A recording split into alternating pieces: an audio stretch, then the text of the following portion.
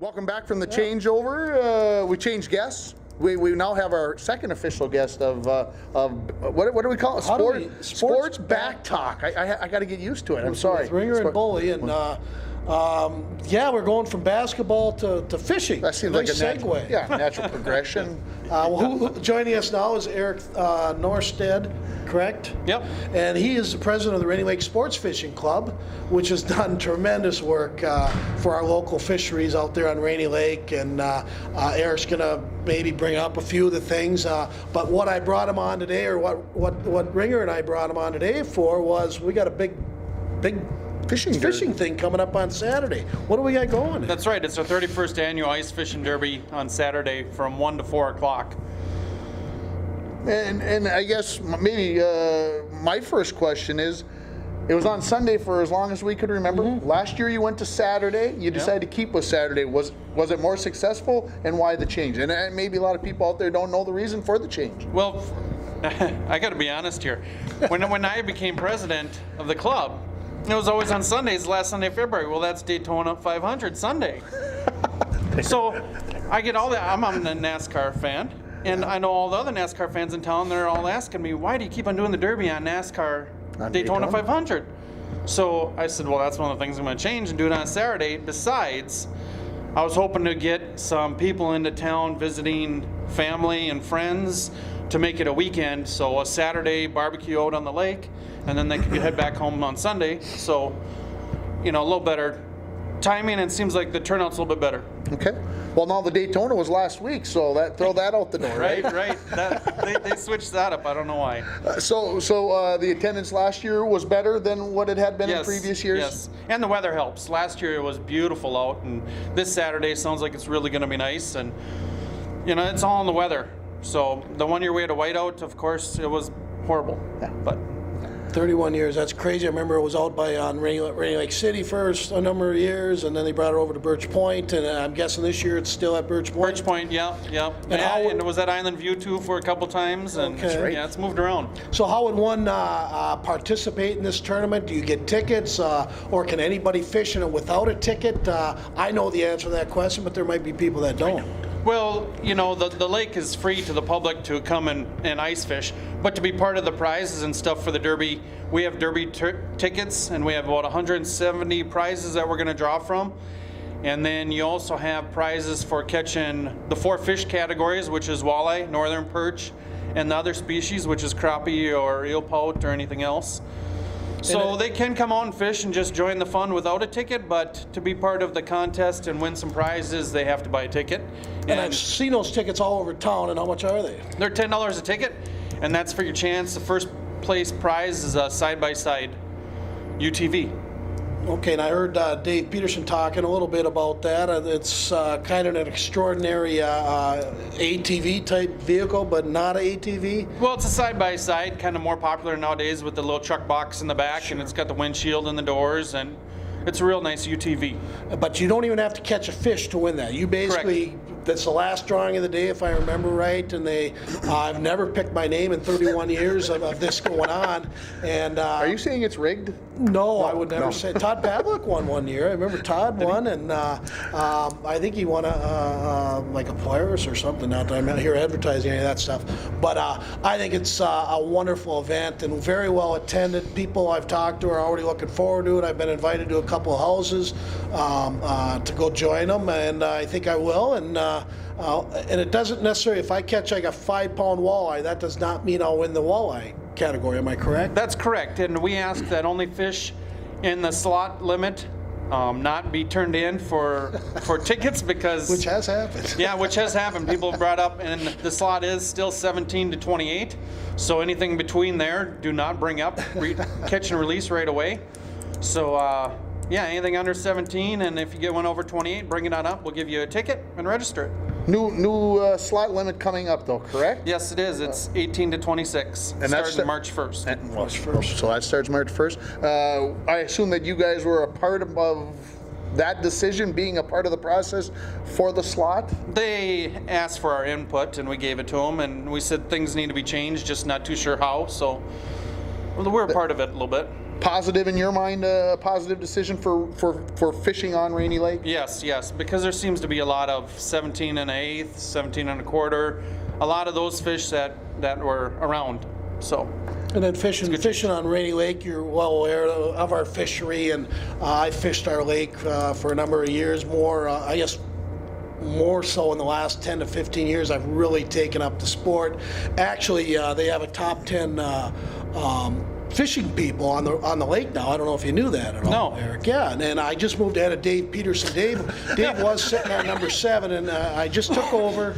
Rumor has it, he gets a lot of his fishing spots when guys like Woody and Jimmy Rolando, and that's kind of a no-no if you want to be a top 10 fisherman, and that's how Mike Bolson moved up ahead of him. So, your thoughts on that, if you have any? I don't have any thoughts on that. That's all new to me. I forgot to warn you about some of these questions. Anyways, I know the Rainy Lake Sports Fishing Club is doing great things. I know they got that little fishing pond out there on the other side of Rainy Lake, one stop where you can go there and fish. I know the Ratwood River project is going on, and everything that you guys are doing is to promote fishing and get our fishery up to the standards where people can come here and enjoy and catch keepers as well as trophies. Yes, we're struggling sometimes just because it's such a large lake, and more than half of it's in Canada. So it's hard to help out a lake that's in Canada that they're not helping out as much also. So we're trying on our side where the fish go spawning up the Red River. We've built some spawning sites for the walleye, and we're trying everything we can to increase the fishing on Rainy Lake, but it's tough.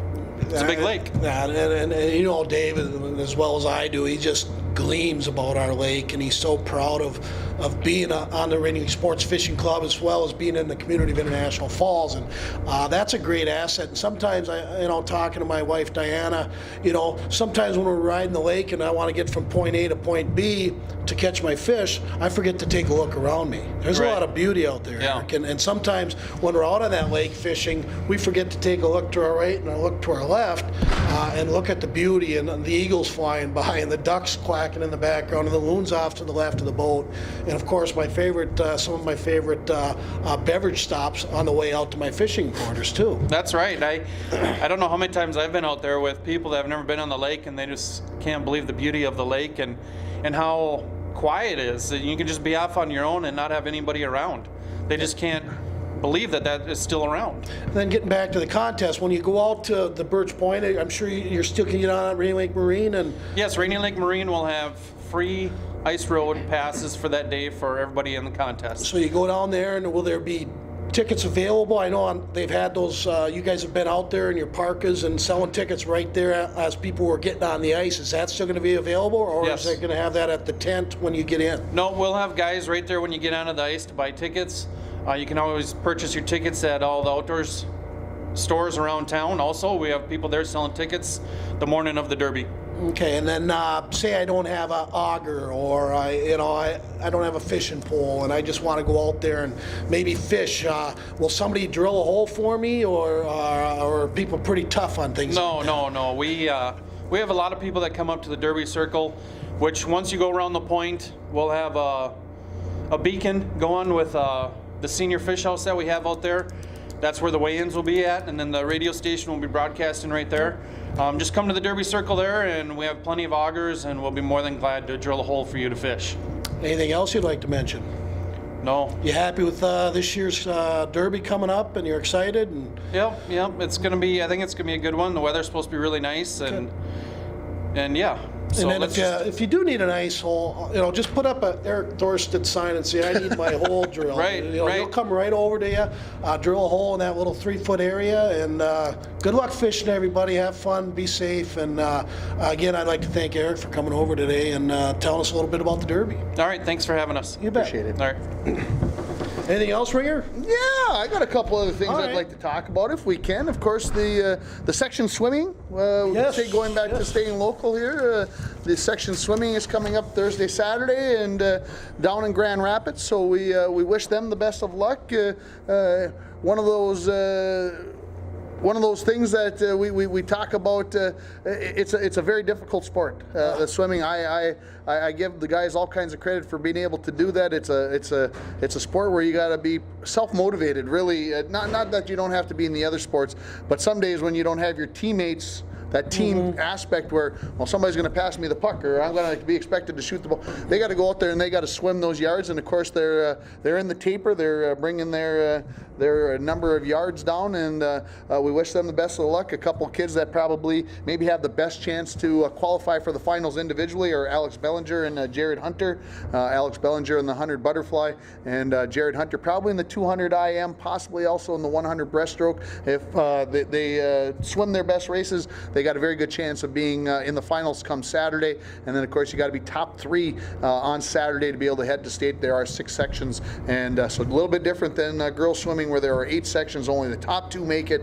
They got 6 sections in boys, and the top 3 make it. A little bit different type of thing there. So we wish them the best of luck down in Grand Rapids on Thursday and Saturday. Bringing that sport up, I have a brother-in-law, Donnie Schmidt. He would have swam in the 80s, early 80s to 83, and what I found out about swimming when I went and watched, it's a really tight-knit groups. It seemed like they'll be friends forever. I know Donnie has friends that he swam with, and they're lifetime friends, and it always has seemed that they seem pretty close. I don't know if you notice that much in today's sports still. I see it, and the biggest thing that I see is the camaraderie between teams. Not just they cheer for like team kids. I mean, the kids are so much so positive with each other. You don't always see that in the other team sports with hockey or other. Sometimes you see that in track, golf. You see it some more. See that camaraderie where you're cheering for a guy, especially when you get to know those kids. But I know especially for our boys and our girls too. Mesabi East. We talk about the boys' Virginia basketball team being a big supporter of Bronco basketball. I see Mesabi East both ways out there. Very supportive of the program. When the school had the problems with the pool, Mesabi East was there to say, hey, come on down and use our pool. Do whatever you need to do. They were always there. It seems like they've got that thing going on where they can compete against each other, but it's still a very good friendly competition. Sure, and Jill Herzig, she does a remarkable job with the girls team. I think she's been named coach of the year about 5-6 times in the last 10 years. And who's the boys coach this year? Steve Joslin taking over his first year as head coach, and again, I think it's a positive. Steve was a swimmer in the past, so I think it's something that is a positive, and it will start. This team will start. They've got more numbers this year. Last year in the low double digits. This year right around 20. So it's something that I think there are some kids who have an interest in it, and I like I said, we wish them the best of luck. I want to talk about the Wild. Okay. For a minute or 3. I know we mentioned the last time we taped this, we were all in anticipation as they headed out to Vancouver last Monday. As we taped this show, they've won 4 in a row. They've scored 5 goals at least in every game. It seems to be magical. I know you told me a couple weeks ago that you weren't going to ever watch them again until they started winning because you TiVo every game. What have you seen in the last 4 games? What's the difference from when Yo was in there to what we've got now? Well, how do I put it this? Obviously confidence, and I mentioned that earlier. A lot of times it's confidence. I mean, guys like Pominville and Vanek and Parisi, all these high-end players, they play with a lot of confidence. And when they lose that confidence, the puck, the net seems so much smaller, and the goalie seems so much bigger. So a lot of the times they're scoring 5 goals a game right now, 4 in a row.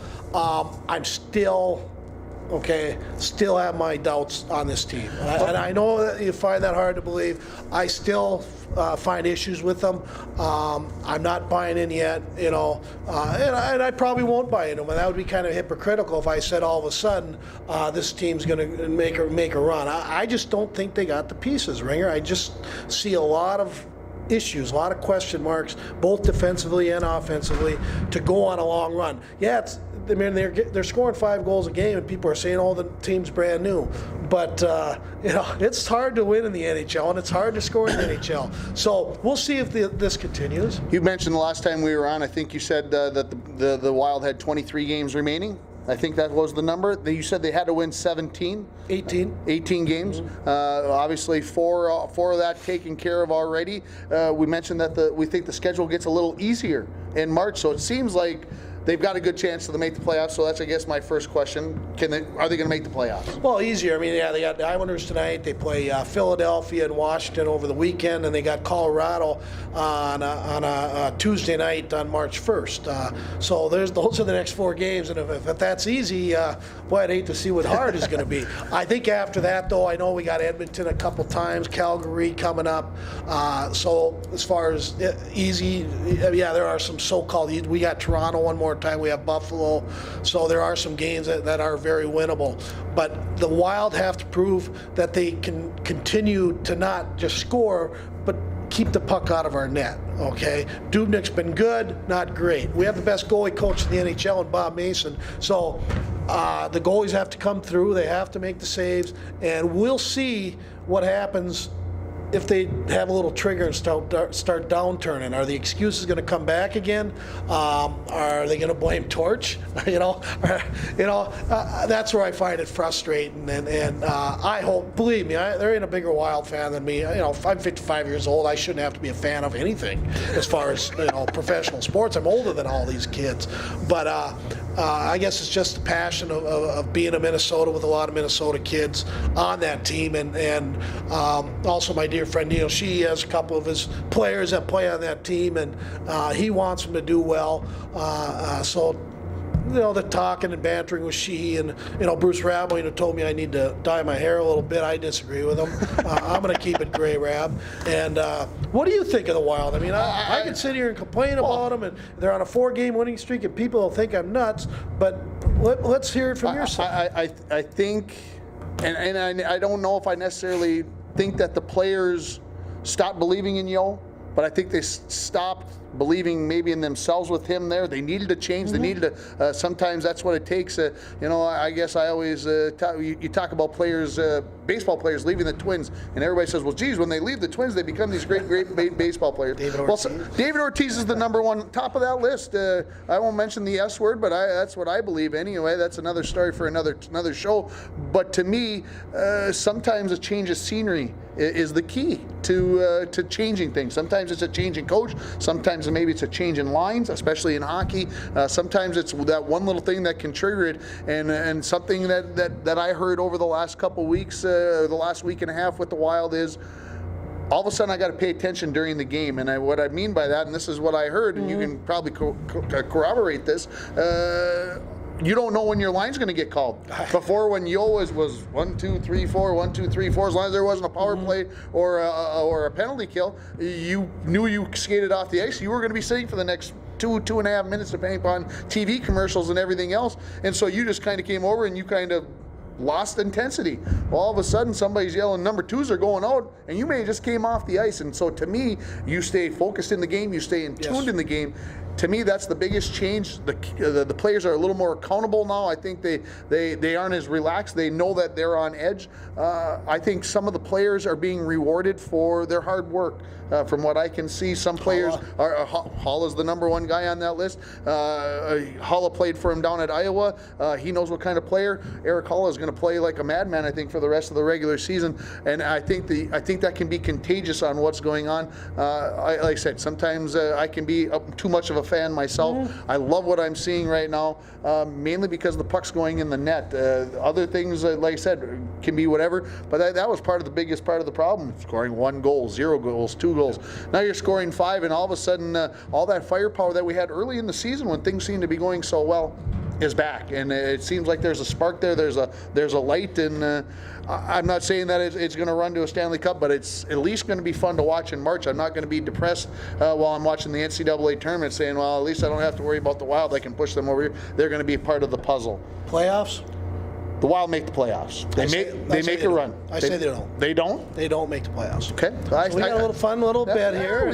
Not that I don't want the Wild to make the playoffs. I know a lot of you guys are out there. I mean, I want to go to the local establishments and watch the playoff hockey with the rest of you guys, but I just don't see it happening. I could be wrong. I've been wrong about 98% of the time the last 5 years. It's going to be an interesting run. That's all I know. And of course, we had our wrestlers over the past weekend that were down in Cass Lake Bena. Nick Hedke taking a 5th place. That's where he was seated. Not bad. He was the best finisher for the Broncos. I want to make mention of that. Congratulations to him and to the guys for making it down there. They actually had to wrestle the 2 guys that lost out in the first 2 matches in Maverick Wolden and London Rasmussen. Actually had to wrestle against the number 1 seeded wrestler and then lost had to almost come back immediately and wrestle in the consolation bracket and lost. So, well, you know what you got to do next year, right?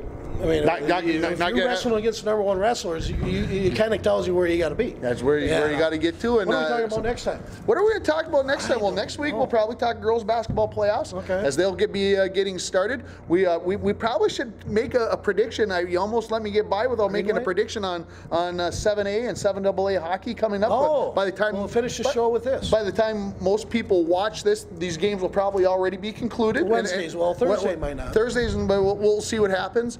Of course, next week we'll probably talk about the state hockey tournament. That'll be a big part of the show next week. That'll be fun. We'll have to come with our predictions and reasons why and all that other stuff. And like I said, girls basketball, and of course the following week we'll be talking college basketball tournaments and anything in the NCAA. So we're gonna have a lot of fun. So let's talk about the 7A game on Wednesday. Hermantown versus Hibbing. They played once this season. Hermantown wins 7-0 over Hibbing Chisholm. Any chance that it's going to be a game tomorrow night? No, I agree. I don't. 7-1. Hibbing gets on the board with a goal or 2. I agree, and I see the same thing. Hermantown destroyed Greenway. We both said if anybody had a chance to beat them, it was going to be Greenway. It ended up 9-0. Were you there? We haven't even had a chance to talk about it. I was going to go down with Diana yelled and said, Mike, it's snowing. Let's go to Badette instead. Watch some mite hockey. So that's what we did. We went over to Badette and watched some mite hockey. But Hibbing wins, or Hermantown wins that handily, and I'll bite my tongue and not say anything about Bruce Plant today. Okay. Grand Rapids versus Duluth East on Thursday night. We still sit here with our picks. We did pretty doggone good on the show. We pretty much hit them all. I mean, you missed the Virginia game. I won't bring that up. Or did I just now? Yeah, I think you did, but that's okay. We got to talk about that. But we got Rapids, Duluth East. I went east all the way, and you're going to stick to the orange I'm going to stick to with the Rapids. Like I said, we can talk about the weaknesses like we talked about the last time, but I'll stick with Grand Rapids. Duluth East has been there, and that is the trump card maybe in all this. They've been down this road too many times before. That gives Duluth East a serious edge. But you made mention that Grand Rapids not getting Duluth East in the semifinal round would get them to the finals. Now we'll see what happens on Thursday night. I think Rapids is more skilled and more talented. I will say that. Klatt's a great coach, so coaching should even out, although I did say Randolph was the best coach. Yep. Klatt's in his first year with this group. He's coached them all through the youth levels, though, so he does know the kids. Intense coach. I just love the guy, and should be a fun, entertaining both Wednesday and Thursday night. I sure hope Hibbing keeps it close, but you're going to stick to your buddy Sheldon, and you're going to go with Grand Rapids, and both of you guys will be wearing your orange proud, but not this guy. I want to make mention over the weekend, semifinal Saturday. We talked about the 7A and the 7AA games, but there were some big upsets on Saturday with Benilde St. Margaret's going down. Blaine lost the number 1 seed, and Minnetonka. And Minnetonka was the other number 1 seed. 3 of the top 6 teams gone. In the sectional semifinals, not even in the finals. So how does that open up a possible state tournament? And it could be a crazy state tournament. And Hill Murray almost got beat by Mounds View. They're still in it. So there's some games going on tonight, and they don't finish all. Some of these sections aren't finished till like Friday and Saturday. But it's going to be a different. There's going to be no Edina. Edina got knocked off, and it's going to be a whole different state tournament this year. It should be fun. It should be fun. I think the viewership is actually, in my mind, going to be up because some of these people are going to be saying, well, the traditional teams aren't there. It ought to make it more exciting. Should be fun. Anything else? I have nothing. We're going to add a thing next time called Shout Out. We're going to have shout outs to a couple of our favorite things that happened over the past week. We're going to keep plugging these out a week at a time. If Barbie keeps putting them out, that's great. If not, totally understand. There's a lot of different shows that need to be up there. I want to commend the people who have stopped to talk to me and say how much they enjoy the show. Some of the reactions have been fabulous, for lack of a better term. I've enjoyed the heck out of them. People enjoying the show, so that's awesome. I don't know if we're doing it for the reaction or because we just love to sit together, get together, love to talk sports. Honestly, you know me, Ray.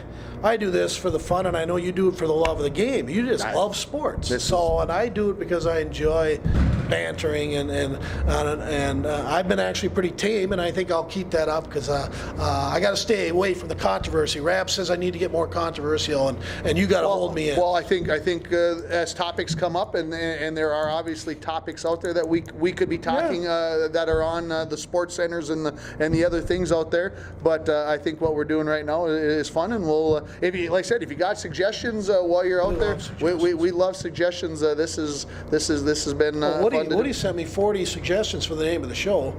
And we've picked it. We've got it now. It's the Sports Back Talk. Sports Back with Talk. Boly and Ringer. That'll be fun. Till next week. Thanks, everybody. Thank you.